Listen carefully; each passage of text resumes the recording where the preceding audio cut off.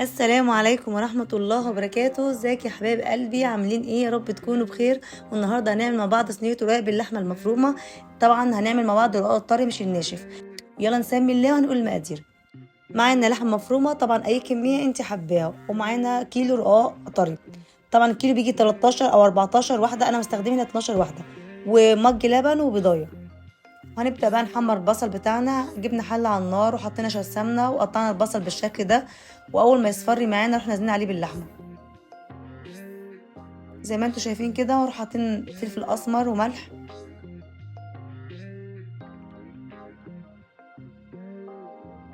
وهنقلب كل ده مع بعض لغاية لما اللحمة معانا تستوي.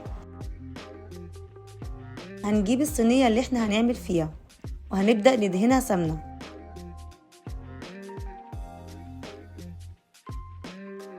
وهنفرد السمنة كويس علشان الرقاق ملزقش معانا. وبعد كده هنجيب الرقاق. لو الرقاق عندك كبير بتقطعيه لقد الصينية. انا كان عندي رقاق كبيرة فبدأت اقطعه على قد الصينية بالظبط. وهتحطي رقاقة وتدهني وشها بالفرشة سمنة. وكل ما نحط رقاقة هندهن وشها بالفرشة سمنة.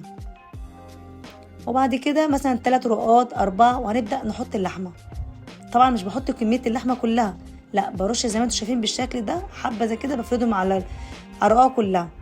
وبعد كده هنكرر الموضوع ده تاني. نحط رقاقة وندهن وشها سمنة، والتانية برضو ندهن وشها سمنة، والتالتة نحط اللحمة لغاية ما نخلص كمية اللحمة معانا.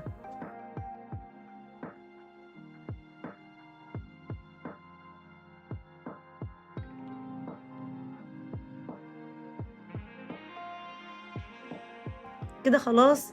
اخر رقاق معانا هنروح نازلين باللحمة كلها. وطبعا بنسيب رقاقتين عشان نحطهم في الوش في الاخر خالص. كده خلاص حطينا اللحمة كلها بالشكل ده. وهنا كنت انا سايبه ورقتين في الاخر عشان احطهم على الوش. وهنروح حاطين الرقاقتين احنا شايلينهم في الاخر. احط واحده وندهنها سمنه، وكان احط التانية. كده خلاص الرقاق معانا كده خلص، كل الكميه خلصت معانا. هنبدا بقى نقطعها.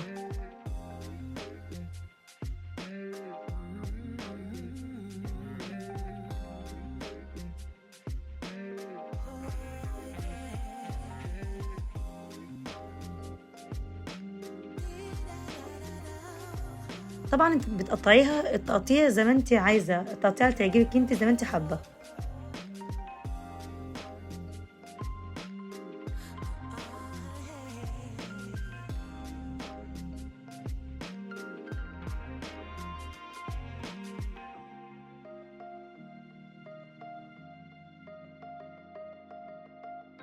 هنا هنجيب مج اللبن اللي احنا قلنا عليه في الاول، بس انا فضيته في الطبق عشان اعرف اقلبه كويس عشان ما يتدلقش مني. وحطيت عليه شويه ملح صغيرين.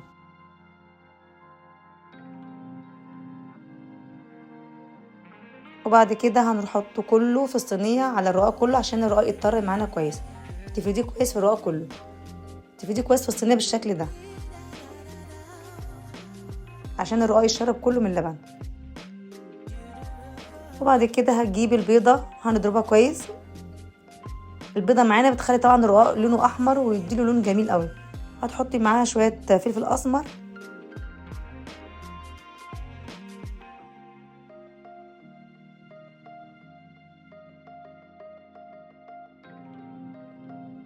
وبعد كده هنرشه كله في الصينيه بالشكل ده. وحاولي تجيبي الصفار كله في الرقاق بالشكل ده عشان تديك لون كويس لما تستوي معانا.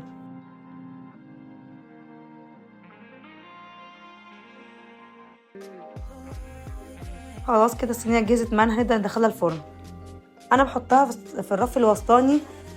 اول ما تستوي من تحت اروح مولعه عليها من فوق. وبعد ما استوت معانا بالشكل القمر ده هنغطيها عشان وهي سخنه الوش معانا يتطرى. وطبعا زي ما انتوا شايفين البيضه اللي احنا حاطينها مديها اللون الذهبي الجميل ده. وهنبدا بقى نقطعه. وكلي بقى احسن صينيه رقاق، بجد طعم جميل جدا، يختلف جدا عن الجلاش بمراحل. ده حاجه وده حاجه، وده طعم وده طعم. بجد جربيه. وطبعا الرقاق احنا طبعا عاملين رقاقات لحمه، فرقات اللحمه دي مديكي طعم جميل جدا، يعني مش في النص بس، احنا عاملين كذا رق لحمه. بجد جربيه ان شاء الله يعجبكم، واستنى رايكم في الكومنتات، واشوفكم على خير الفيديو الجاي. ما تنسيش تعملي لايك وشير ومتابعه للقناه عشان يوصل لك كل فيديوهاتي، والسلام عليكم ورحمه الله وبركاته.